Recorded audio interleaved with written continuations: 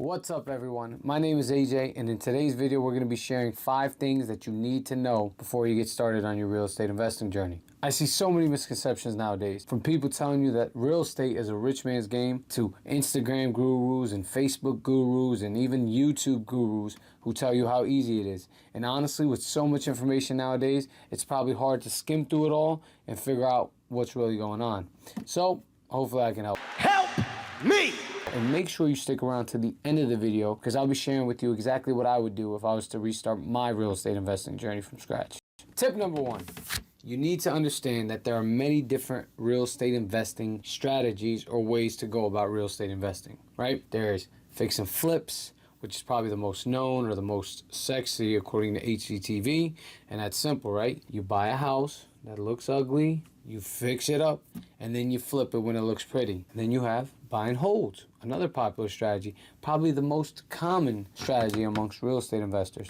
And that's simple. You buy a property and you hold it for the long run. And then there's wholesaling, which you might be hearing about, especially if you've been researching some stuff or if you have an Instagram or a YouTube or a Facebook and you hear all day long about wholesaling or real estate wholesaling. And that's when you directly contact the owner of a property, try to get that property under contract, and then you market the contract of that property to investors who are looking to either fix and flip the property or buy and hold the property, and you're giving what's called an assignment fee, almost like a finder's fee.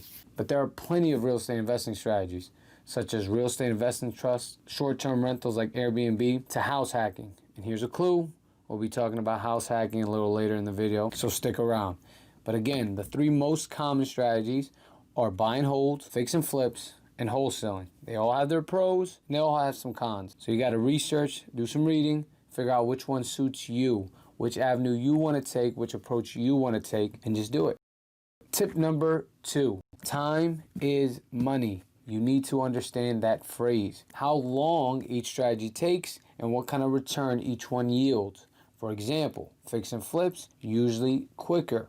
Maybe a couple months, usually less than a year. You fix the property up, you list it, you sell it. And if you do it right, you'll make some money. And if you do it wrong, you won't make money, right? Flips turn into flop. The second strategy that we discussed, or buy and hold, usually associated with the long game. And why is that? Well, you buy a property today, you rent it out for the future, maybe a couple years, maybe even longer. And during that time, if you do it right, you hope to be cash flow positive. And what does that mean?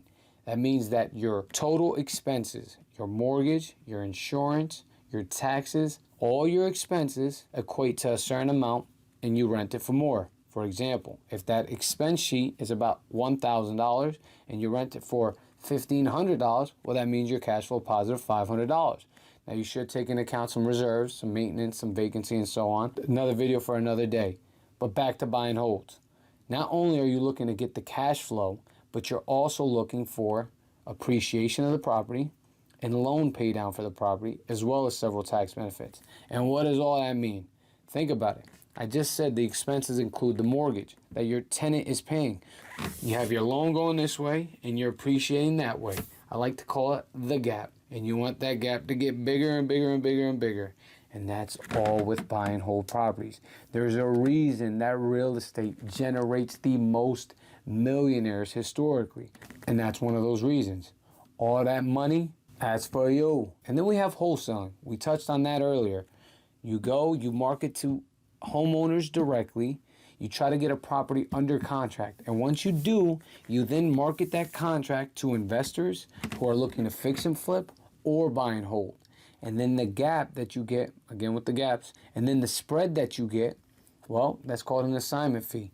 For example, if I get a property under contract with a homeowner for $100,000, and then I market it to an investor who's willing to pay me $110,000 for that property, well, I just made a $10,000 assignment fee. And the great thing is, you get person A, and you're in the middle, and you get person, we'll call them C, you'll be person B, and you have them meet up. So person C pays person A, homeowner, $100,000. And then he gives you $10,000 for your assignment fee. So person C, the investor, is paying that $100,000. The wholesaler is not.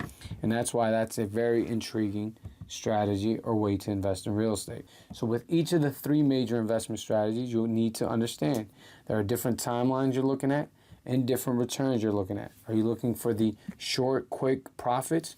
Are you looking for that long generational wealth? Or are you looking just to flip some paper and get some finder's fees? Each strategy, again, has pros and cons. Tip number 3, you need to learn how to run your numbers. Most properties are not great deals, especially in today's market. So what does that mean? You need to learn how to run comps in your area, estimate rehab costs, learn the market rents in your area, and learn what a property's after repair value is if you're looking at a particular deal. All while you're doing that, you need to take into account closing fees, acquisition fees, holding fees, realtor fees. There's so many fees. You want to make sure that you get one at the end too. You want to hold on to your money. And how do you do that? By running your numbers the right way. But people always ask me, how do I learn how to run comps? Well, there's two simple ways. Either get a realtor who will run comps for you, unless you're a realtor yourself, or what I do is I go on Zillow, go to the recently sold function, filter it to 6 months and all the other filters that I need to make it a comparable property. And then I look at what's sold. If I see a property selling for $400, another one selling for $390, another one selling for $375, well, I take all those and I average them out. But again, remember, the word comp means comparable. The 3,000 square foot, 5-bedroom, 3-bathroom house is not going to be comparable to the 1,000 square foot, 2-bedroom, 1-bathroom house that you're about to buy. So make sure that you understand that and learn how to run your numbers. Tip number 4, you need to learn how to find great deals. There's an old saying, you make money when you buy. If you buy right, you'll be all right.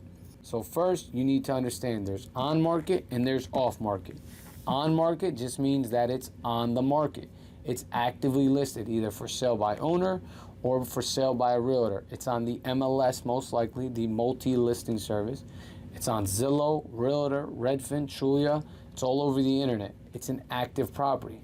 Now, the good thing is you can go on Zillow and Realtor and all these other sites and set up notifications so when a property that meets your criteria in the area that you're looking at hits the market, you'll get a notification. And it'll tell you to follow up on that property. So that's a good thing. And that's fine as long as you run your numbers properly. And then you have off market. And that's where you usually find the best deals. And why is that? It eliminates most of the competition. Less competition, the better chance that you'll be able to snatch that property up at the price that you want. And how do you go about these off-market properties? Well, you could either utilize a wholesaler who's directly marketing to property owners, or you yourself could directly market to property owners. And when you directly market to property owners, you usually end up with direct access to those property owners and you get a better deal. And we can make a whole video about how to find great deals in real estate. Okay, tip number 5. Get your finances in order. You need to figure out how you're going to pay for the property. Are you going to go through hard money lending? Are you going to go through private lending? Are you going to go through seller's finance? Are you going to get an FHA loan? Figure all that stuff out. How are you going to pay for your down payments? Figure all that stuff out so you'll be ready to go when the opportunity strikes. Remember, luck is opportunity and preparation. So make sure when the opportunity comes, you're prepared. One of the best strategies that I think is finding a partner. Maybe you find somebody with more money than you or even more experience than you, but they don't have as much time as you. So you partner up with them, you get to pick their brain, you get to use their money, and you get to hopefully get your first deal. I highly recommend finding a partner. I found a partner on my first deal, and not only was it great to lessen the financial burden, but it was awesome having someone that I could bounce ideas and thoughts off of as well. Those are the 5 tips that you need to know before you get started in your real estate investing journey. So let's recap. First, you need to understand that there are many different strategies of real estate investing.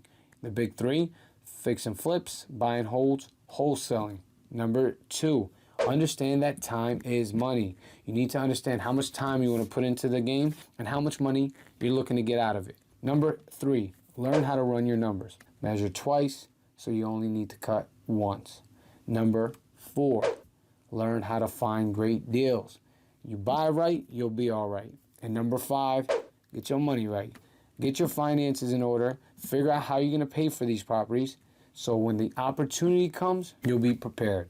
But overall, it's simple. I would read, I would research, I would use the internet, I would watch YouTube, like subscribing to this channel. I would enamor myself in the education of real estate investing.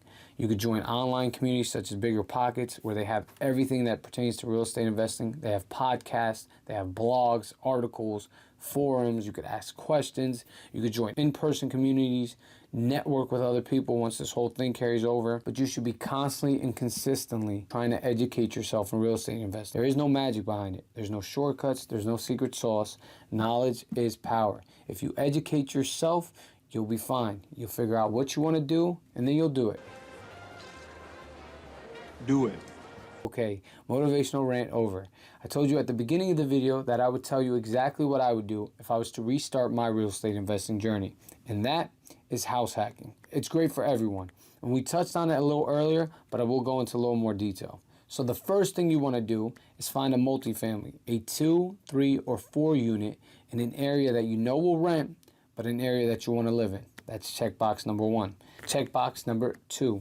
Do some research into acquiring an FHA loan where you only need to put 3.5% down of the purchase price. Then lock in that historically low fixed interest rate for the next 30 years. Step number 3, you live in one unit and you rent the other units out. Not only are you getting a primary residence, but you're also buying an investment property at the same time. And you'll be doing it with a low down payment and a low interest rate while becoming a landlord. I like to think of house hacking as real estate's triple double. And if you want me to make a video specifically on house hacking and go into all the little nuances and details, please leave a comment down below, right there, and I'll get right on it. But that's our time, that's our video. Thank you so much for watching. Please subscribe, turn on the bell notifications, and if you liked the video, please do us a favor and like the video. It means a lot. And remember, if there's a will, there's a way. As always, invest safe, invest smart, and invest in yourselves. Until next time, guys. Thanks.